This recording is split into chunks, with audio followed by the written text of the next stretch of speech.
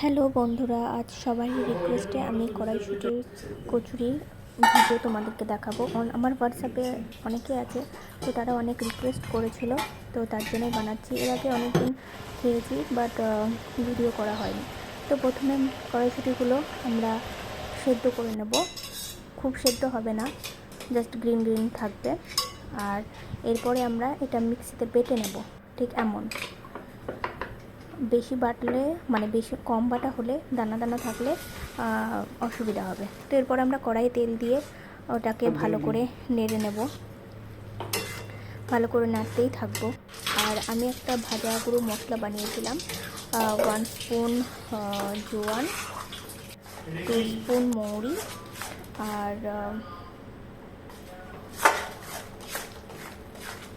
আর তোমার 1/2 স্পুন জিরে। তো ওই মশলাটা আমরা দিয়ে দিচ্ছি, আর স্বাদ মতন লবণ দিয়ে দিচ্ছি। এই মশলাটা অবশ্যই তোমরা দেবে। আর মটরশুঁটির সাথে তোমরা আদা, রসুন, লঙ্কা দিতেই পারো, তোমাদের চয়েস, ঠিক আছে।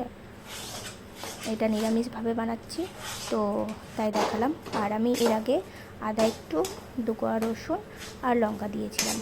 আর যেহেতু নিরামিষ বানাচ্ছি, তো সেহেতু আজকে কিছুই দিইনি। তো দেখো আমাদের ভাজা হয়ে গেল। আর এটা একটু টাইট টাইট হবে, কেননা বেশি লিকুইড হলে তোমাদের বেরিতে অসুবিধা হবে।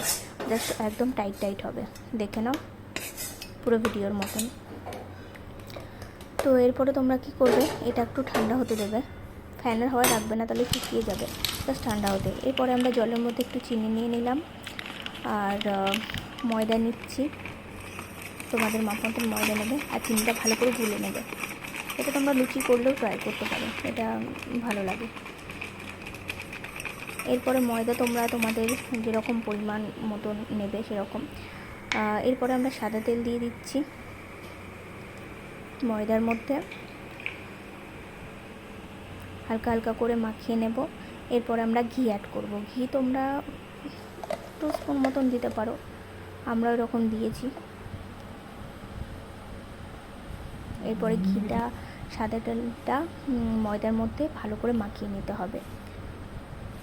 জাস্ট দেখো কীরকম একটা হবে, এই গুঁড়ো গুঁড়ো টাইপের একটা। এরপরে আমরা চিনি জলটা দিয়ে দিচ্ছি। দিয়ে দেওয়ার পরে আমরা ভালো করে মেখে নেব। আর কড়াইশুঁটির কচুরি আমার খুব ফেভারিট, মানে এতবার খেয়েছি, এভরি উইক খেয়েছি। তো তোমরা অবশ্যই বাড়িতে ট্রাই করো, কিন্তু মাপগুলো ঠিকঠাক দিতে হবে, নইলে ফেটে যাবে, অনেক অসুবিধা হবে। দেখো এরকমভাবে ময়দাটা মেখে নিতে হবে। দেখো কি সুন্দর মতন হয়েছে।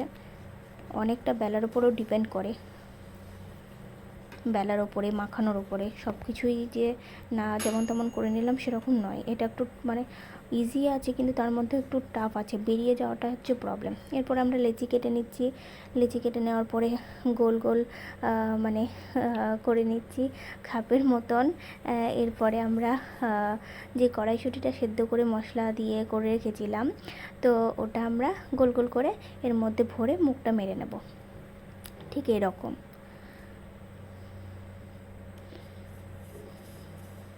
তো আমার হোয়াটসঅ্যাপে যারা ছিল তাদেরকে আমি ভয়েস দিয়ে তাদেরকে বলে দিয়েছি। তারা অবশ্য বাড়িতে ট্রাই করেছে, বলেছে খুব সুন্দর হয়েছে। তো তাদের জন্য আরও একবার ভিডিওটা করা। তো দেখো এইভাবে ভালো করে মুখটা মেরে নেবে, দিয়ে রেখে দেবে। আর রেখে দেওয়ার পরে এরকমভাবে উপরে উপরে তেলটা লাগিয়ে নেবে, তাহলে কি বলো তো, ড্রাই হয়ে যাবে না। ড্রাই হলে অসুবিধা হবে। আমি তেলটা লাগিয়ে নিয়েছি, তো সেটা ভিডিও যাই হোক অতটা করা হয়নি। উপরে দেখো পুরো তেল তেলে তেল তেলে হাতে করে তেল নেবে, তেলগুলো উপর লাগিয়ে দেবে। এরপরে কড়াই আমরা তেল নিয়ে নিচ্ছি।